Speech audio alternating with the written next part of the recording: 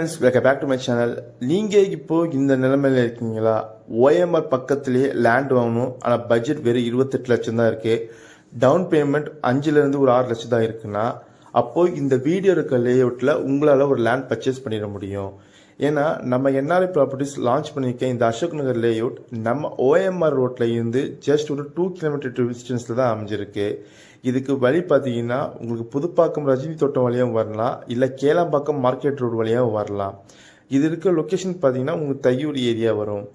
நம்ம சைட்டில் 780 ஸ்கொயர் ஃபீட்டில் இருந்து அப் டு 1700 ஸ்கொயர் ஃபீட் வரையும் உங்களுக்கு பிளாட் ரேஞ்சஸ் அவைலபிலிட்டி இருக்குது.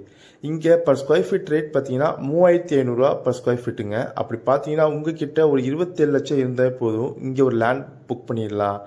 பேங்க் லோன் அப் டு 80% பண்ணி தந்துட்டு இருக்கோம். உங்ககிட்ட டவுன் பேமெண்ட்டா 5 லட்சம் இருந்தால் போதுங்க, இங்கே லேண்ட் தாராளமாக புக் பண்ணிடலாம்.